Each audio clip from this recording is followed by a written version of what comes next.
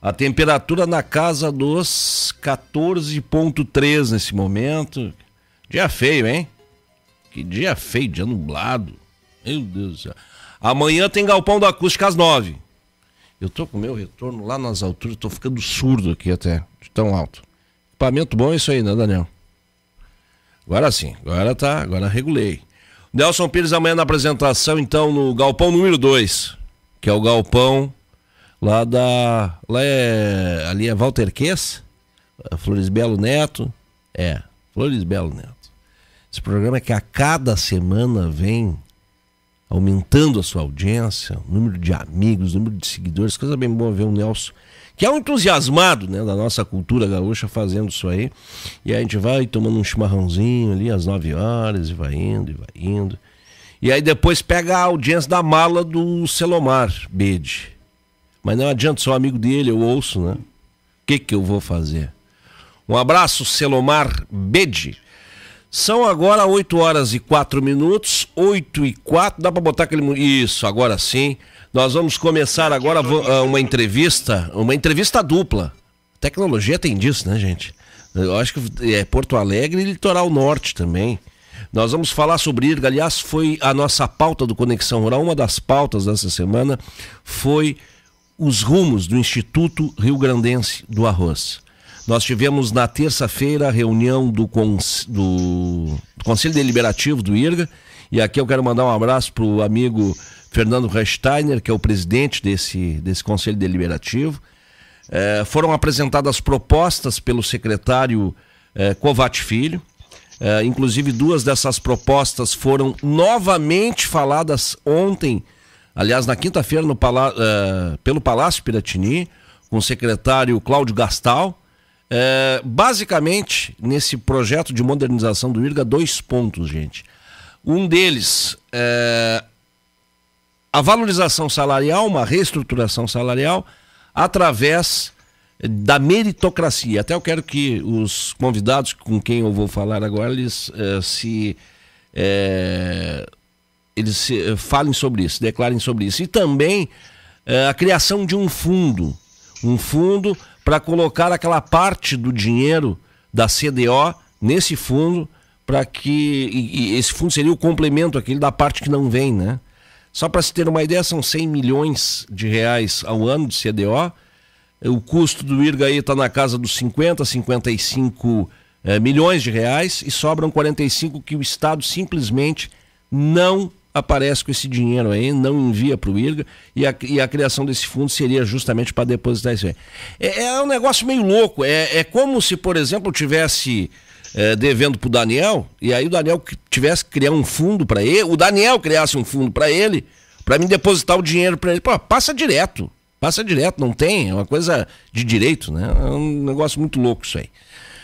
Mas vamos falar agora então com os diretores do sindicato dos funcionários do IRGA, eles que são o Michel Kelbert e o Egon Paulo Rolf. Eu vou começar pelos mais novos, viu Kelbert? Viu, Michel? Bom dia, eu vou começar falando para dar as boas-vindas aí com o Paulo Rolf, o Egon Paulo Rolf. Onde é que tu tá, Paulo? Bom dia, amigo, bem-vindo ao Conexão Rural. Bom dia, Alex, bom dia para o Michel, bom dia para todo mundo que está nos ouvindo aí. Eu tô, como eu sou do grupo de muito risco, de alto risco, eu tô aqui na praia desde que começou a pandemia, eu tô em isolamento aqui. Isolamento total. E tu, Michel, em Porto Alegre, né? Estou em Porto Alegre, no Bonfim. Amigos, como é que vocês viram, não sei quem quer começar a falar, mas como é que vocês viram essa semana aí, esses últimos movimentos aí?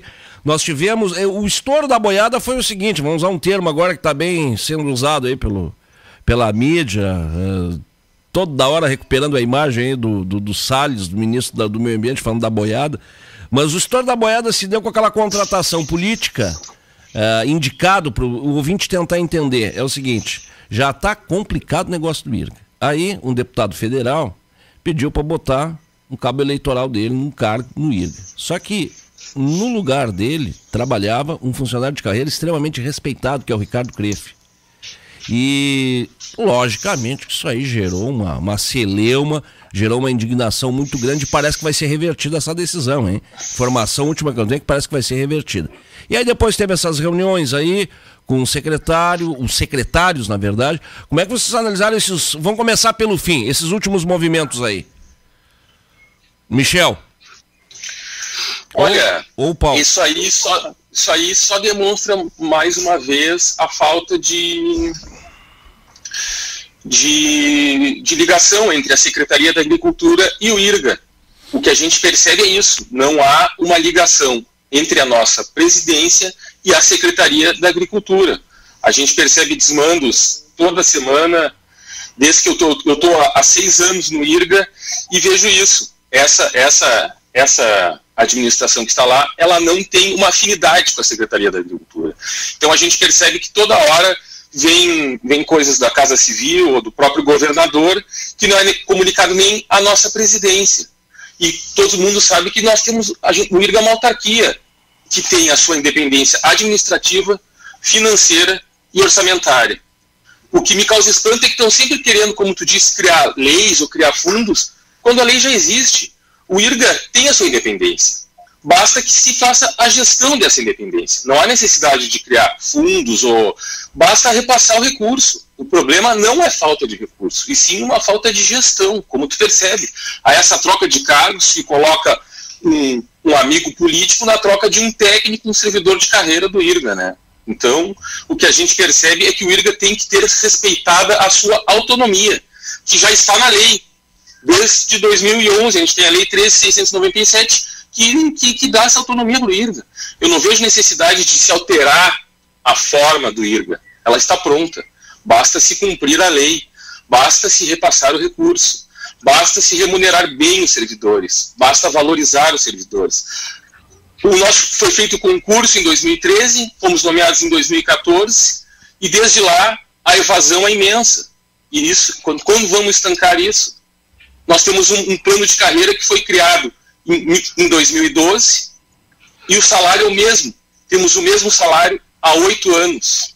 Como se vai gerir pessoas? Como se vai gerir um órgão? Quando não se repõe nem a inflação. Agora se fala em meritocracia. Perfeito, concordo, temos que discutir a meritocracia. Só que o IRGA não conseguiu fazer nem as suas promoções. 6 anos e não se promoveu ninguém. A promoção era para ser feita 3 anos atrás e não se fez. Estamos discutindo. Não foi regulamentada. Não foi nem regulamentada as promoções. E aí a meritocracia vai cair no mesmo buraco. Vamos criar um grupo de trabalho, vamos discutir, vamos criar uma lei. Essa lei vai vir, vai voltar, vai para a PGE e nós vamos passar mais 8 anos com o mesmo salário. Ô Egon, então, quantos anos de IRGA já? O que dá para tu avaliar nessa história? Se teve algum momento similar como esse que nós estamos tendo? Olha, eu entrei no IRGA em 78. O IRGA correu muito risco quando aquele prédio da Secretaria da Agricultura, onde a gente ocupava o primeiro andar ali na Júlio de Castilhos, deve estar lembrado disso, Alex? Que ele incendiou. Se não me engano, o secretário era o Jarbas Pires Machado. E a secretaria foi lá para o Menino Deus, Secretaria da Agricultura, e o IRGA ficou sem casa. Acabou fazendo um arranjo ali no depósito IRGA na Missões, e hoje tem, no começo do ano, se transferiu ali para Farrapos, que eu não conheço ainda, mas diz que ficou muito boa a sede do IRGA. Ali em 87, eu acho que foi isso, foi ali um grande risco que o IRGA correu. E de lá para cá, a miúde, cada governo que entra, a miúde se discute se o IRGA vai ser fechado, privatizado. Uma autarquia com 80 anos de inestimáveis serviços prestados à lavoura e ao lavoureiro, ao povo, né, que no fim quem paga os impostos é o povo, um acervo científico enorme, sempre sendo tratado como se precisasse fechar. E tem outra coisa, o IRGA não depende do Estado. O IRGA tem a receita ordinária, que é a taxa, e as receitas extraordinárias. Né? E o IRGA não precisa hoje disso, precisou lá no passado, nessa fase que eu estou te falando, que teve o incêndio ali, terminou o estoque regulador, onde o IRGA também interferia, era um fiel depositário do Banco do Brasil e gerava uma receita enorme com aquela estoque regulador que o Collor acabou com os estoques reguladores de grãos, e o IRGA passou a ter uma dificuldade financeira, mas se recuperou depois através da taxa, com os reajustes da taxa. O que acontece? Agora, mais a questão de, eu não sei quanto tempo, Alex, tentaram fazer uma OCIPS lá, uma organização social dessa, que, na minha opinião, e tu deve conhecer mais do que eu, porque como tu repórter, tu lida muito com isso, não passa de uma arapuca para desvio de dinheiro público. Tu forma lá uma organização social, meia dúzia de empresário que eu estou dizendo, nesse tipo de coisa. Sim. E agentes públicos desonestos e desvio de dinheiro. Eu não estou falando, tá aí, Canoas, se não me engano, Santa Maria, lá, né, com a Funder, é Funder, cidade. Se não, eu tenho uma cidade do Rio Grande do Sul, uma outra que eu não me lembro, e agora em São Paulo, lá, né, Alex? São Paulo também foi uma OS lá, que deu a prisão daquele secretário. Eu não sei o que estou falando, é uma arapuca isso. Eu vou dizer uma coisa para você, sempre tem essa espada na cabeça, né, de que tem um grupo que tenta privatizar o IRGA, mas eu vou dizer uma coisa para vocês, não existe possibilidade de tornar o IRGA público-privado por uma simples razão. A partir do momento que isso acontecer, não vai ter mais a contribuição do arrozeiro. Eu vou dizer, sou bem honesto com vocês, sabe? Não tem isso aí. Tem uma outra questão, gente, que eu acho que é extremamente relevante, que é essa postura com a qual a direção do IRGA vem lidando com essa questão. Aliás, eu vou dizer uma coisa para vocês, deu todos esses movimentos aí, eu não vi a direção do IRGA se manifestar, né? Uma coisa impressionante, né? Parece que o IRGA não tem presidente, não tem diretor, é um negócio de louco isso aí. Mas tem uma questão aí que foi criada uma comissão para avaliar as progressões, as promoções, e essa comissão presidida pelo próprio presidente do IRGA. Como é que ficou isso aí? Um negócio meio maluco isso aí, né? Deveria ser funcionário, eu acho, né? Não sei. Michel. Isso é bem isso que nos causa espanto. Como é que o presidente, que é para estar, se nomeia para a própria comissão, e um diretor se nomeia para a própria comissão, né? Cargos políticos vão estar intervindo, isso, ao meu ver, não tem cabimento, né? Como é que nós vamos trabalhar dessa maneira? Exatamente, concordo plenamente. E se cria uma comissão de progressão e promoção juntas. Progressão é uma coisa, promoção é outra. Nós estamos há 6 anos sem promoção e se juntam as duas coisas mais uma vez. E não se encaminha a promoção. Que iria atingir a todos, né? Apesar de ser uma quantia pequena, todos poderiam ter a promoção. E a progressão é por titulação, que eu acho justa e tem que ser efetivada, mas atende poucas pessoas, e se a gente for perceber, a gente tem assistentes administrativos que têm um salário de R$ 1.200. R$ 1.200. Tem que ser pago um completivo, porque eles estão abaixo do piso estadual. Ô, Michel, fala Isso é meritocracia. Conseguir sobreviver com R$ 1.200. Isso se faz mágica. Fala pro ouvinte, mas eu peço pro ouvinte ficar na cadeira, para não cair. O salário hoje de um agrônomo do IRGA. O salário, eu vou te passar os salários básicos do IRGA. Um assistente administrativo aprovado em concurso, R$ 1.200. É isso que eles ganham hoje. Brutos. Tá. Como eu disse, é um completivo. Os técnicos orizícolas, 1.800, e os técnicos superiores orizícolas e administrativos, R$ 4.300. Este plano de carreira é de 2012. De lá para cá tivemos uma inflação de 71%. Não se fala em aumento de salário. A gente só quer a reposição da inflação. Termos o nosso poder de compra novamente. Vamos repor a inflação e vamos discutir a meritocracia. Não vejo problema algum. Mas uma meritocracia, né, não corporativista. Vamos ser ouvidos pela comunidade que recebe o serviço do IRGA. Eu não quero uma comissão que tenha o presidente do IRGA, a diretoria do IRGA, decidindo quem vai receber mais, quem tem mérito, porque senão vão ser sempre os mesmos. Isso é inadmissível. Então isso, nós temos R$ 1.200 por mês. Uma coisa, Alex, é o seguinte, como é que tu vai falar em meritocracia para uma servidora ou servidor que ganha R$ 1.200? Meritocracia.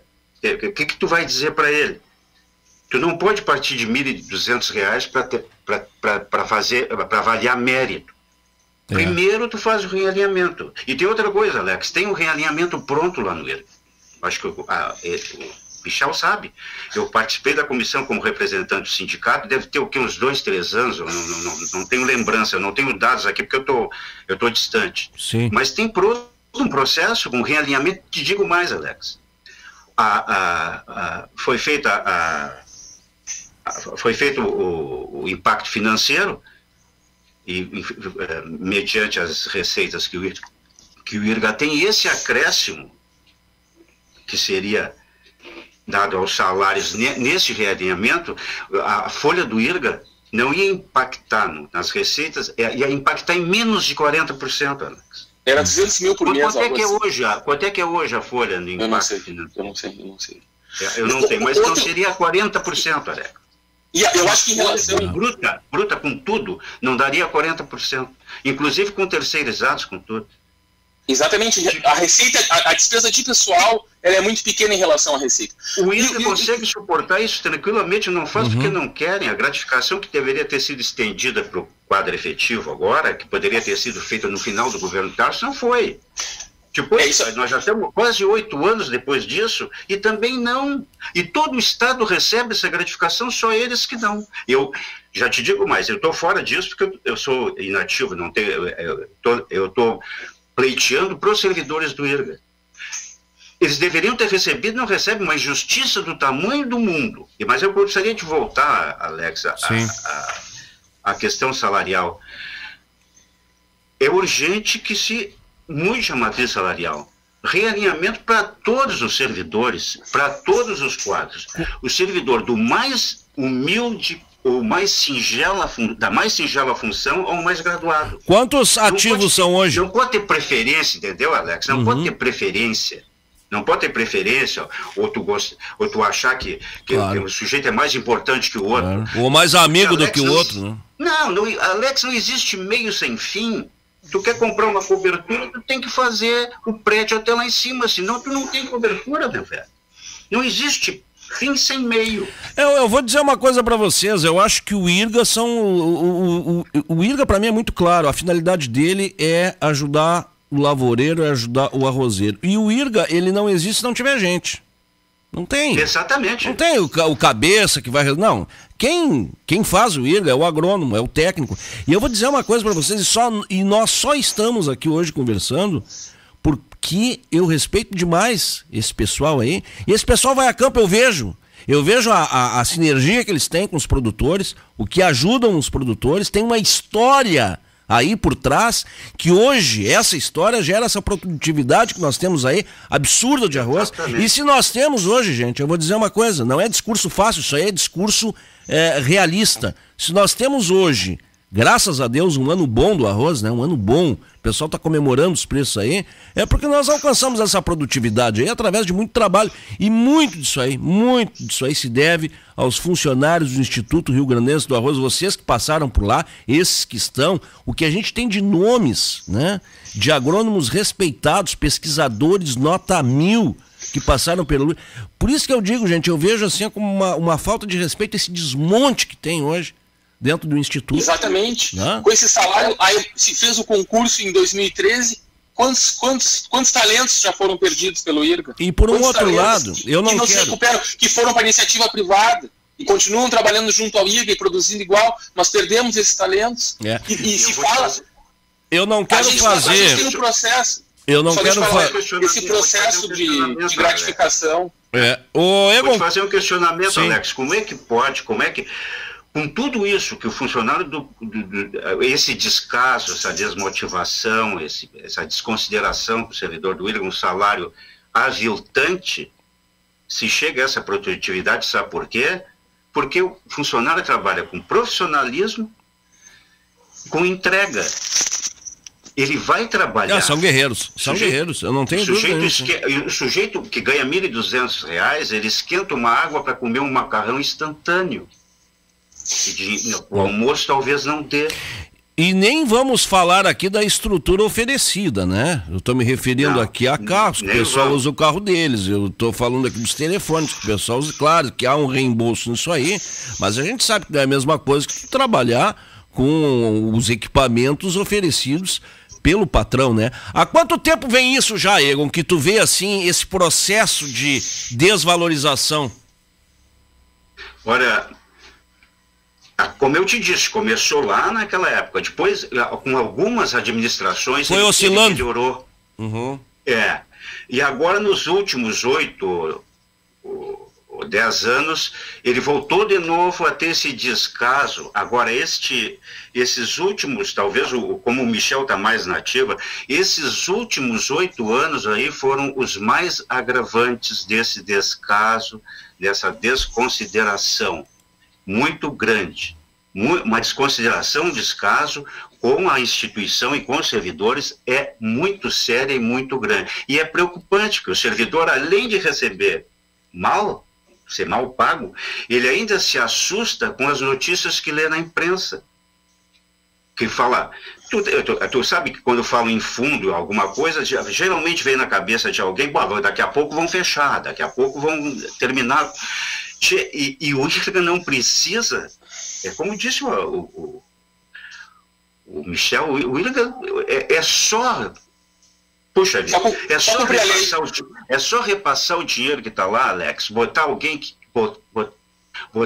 que queira tocar a instituição para frente, é só tu repassar o dinheiro, o que ele faz?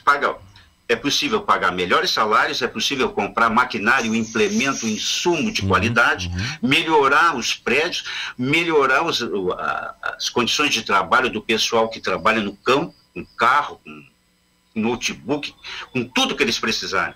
Tem dinheiro suficiente. Tu disse aí 200 milhões, né? 200 milhões, Alex. Aplicando esses 200 milhões num CDB que rende 1% ao mês no máximo, tu tem 2 milhões. Gente, outra coisa, antes, vamos começar a encaminhar para soluções aqui, eu acho que a gente tem que colocar... Eu só queria fazer a questão salarial não é só do funcionário, do concursado. O presidente do IRGA tem um salário bruto de R$ 8.500. É pouco. Um diretor do IRGA recebe 6.800. Onde vamos buscar pessoas qualificadas com esse salário?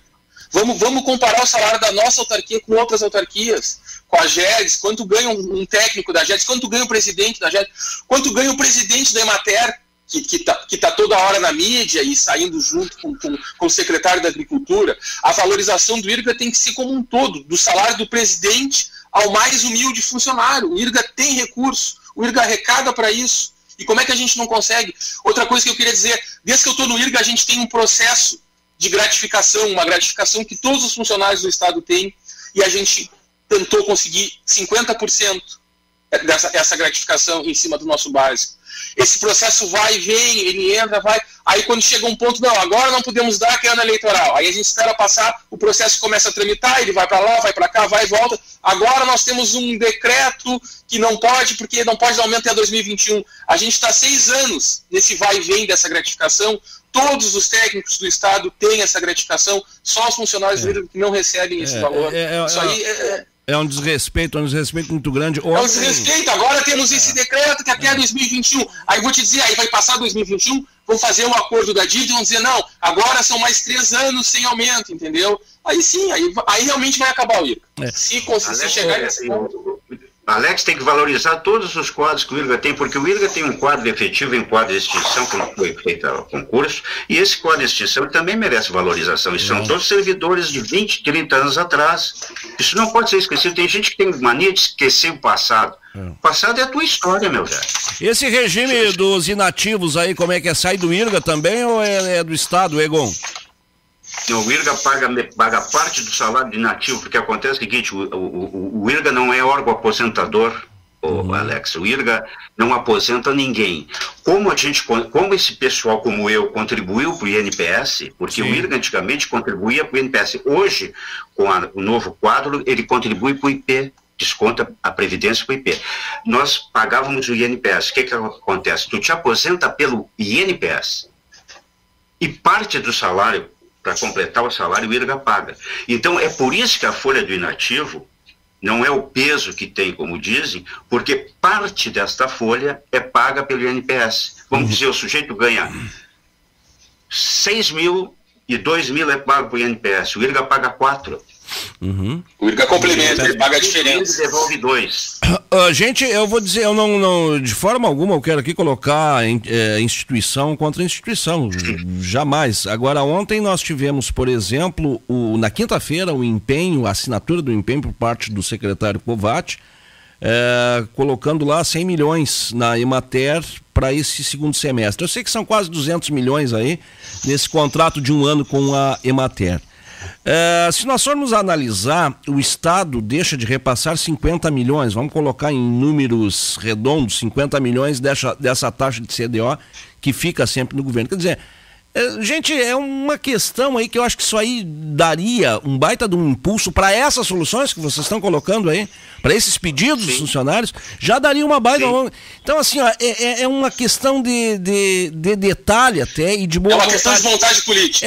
Mas eu acredito, gente, eu vou dizer um negócio para vocês. Vocês podem até achar que eu estou sendo inocente aqui na jogada, até porque eu também tenho cobrado isso aí. Eu acho que o secretário quer fazer alguma coisa.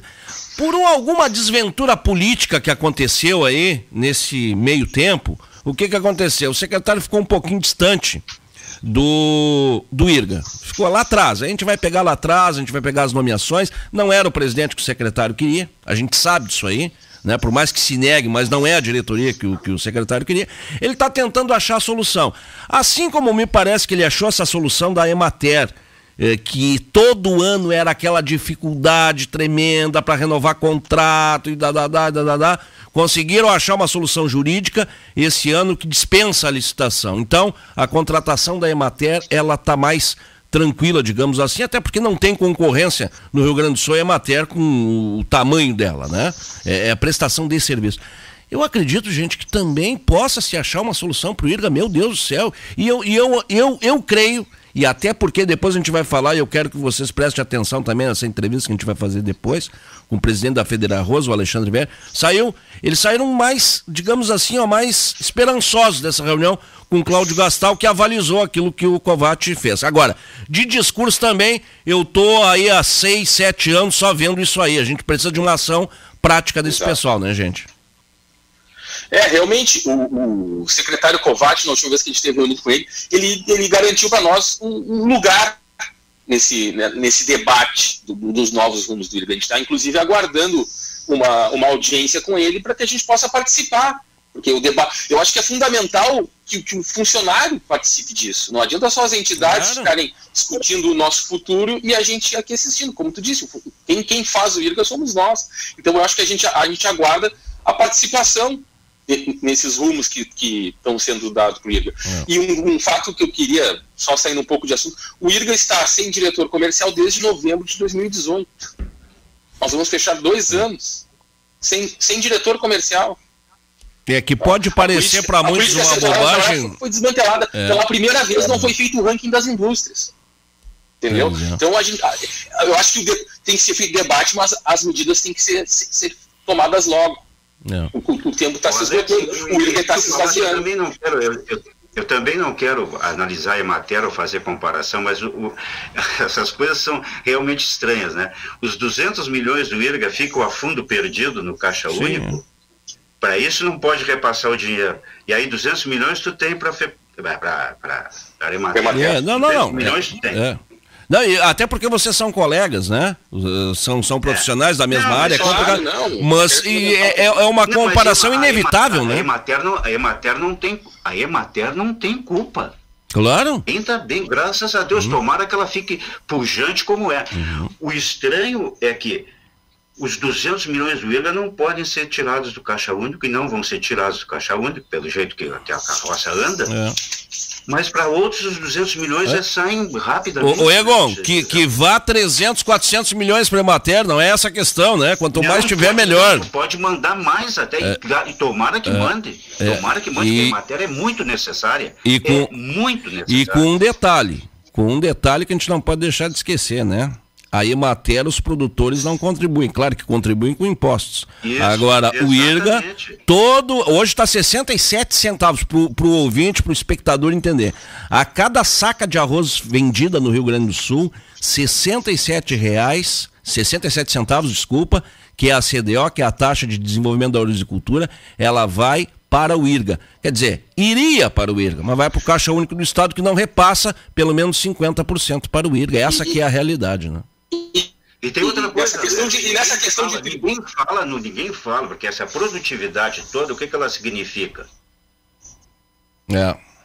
Um acréscimo na produção do arroz, que vai gerar o ICM, que ninguém fala de ICM gerado do arroz, porque na verdade a contribuição do IRGA também é para o ICM e do produtor agrícola. O produtor de arroz, além da taxa CDO, ele cria o ICM, ele aumenta o ICM, ele incrementa o ICM do Estado. Além disso, o produtor do arroz, com o trabalho do IRGA, faz isso. Além da taxa, tem o incremento do ICM com o aumento da produtividade. Agora, e o que a gente tem que fazer agora, também... Eu não entro em choque com a Emater e com nenhum outro. Claro. Graças a Deus, tomara que se preservem todas as entidades públicas do Estado. Não se cai na falácia do Estado mínimo.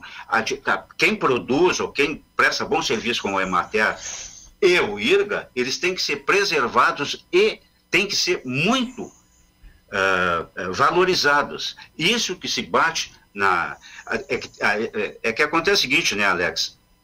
Acaba gerando o seguinte: o pessoal do sindicato vai lá para falar em salário. Pô, mas a gente está te passando salário. Eu acho que tu é um sujeito bom de diálogo e tu é um sujeito que eu sei que tu gosta muito do IRGA. Tu vai atuar de concordar que a gente tem que falar no salário, porque 1.200 e 4.200, isso é um absurdo, né? Não, tem que deixar explícito isso aí. Não, tem que deixar. Depois do realinhamento. Tem que deixar explícito, principalmente para o produtor, isso aí, mas para a sociedade de um modo geral também, porque não vão pensar que os caras estão chorando de graça. Os caras estão chorando. Não é. A situação é complicada. Gente, eu tô com o tempo estourado, eu gostaria que vocês deixassem as suas manifestações. Eu só queria, Alex, finalizar no conceito de taxa. A taxa não é imposto, a taxa ela tem que ser 100% alocada no seu fim. Então, 100% da CDO deveria ser alocada no meio horizícola, no IRGA. Ela não pode ser retida. Inclusive, já há um apontamento do Tribunal de Contas do Estado. Esse valor, legalmente, ele não pode ser retido, porque taxa ela tem que ser voltada em 100%, diferente do imposto. Taxa é colocado um serviço à disposição, que a pessoa pode utilizar ou não, mas ela tem que ser 100% voltada. A taxa CDO ela deve ser 100% revertida. E nós achamos também que o secretário e a comissão, eles têm boa intenção com o IRGA. Essa comissão e o secretário Kovács, eu acho que eles têm boa intenção com o IRGA. Não querem tratar de privatização nem fechamento. Eles querem encontrar uma solução que seja viável para o IRGA, que ele possa prestar o melhor serviço. É isso aí, Alex. A lei já existe, a lei está pronta, é só executar. A lei está pronta. Cumpra-se a lei. A gente tinha assunto para até às 11 horas da manhã, mas a gente, agora em seguida, nós já vamos ouvir o Odacir Klein. Um grande abraço para vocês, amigos, e o Conexão Rural sempre com as porteiras abertas para vocês. Agradecemos muito aí, tudo de bom. Muito obrigado, foi um prazer conversar com vocês.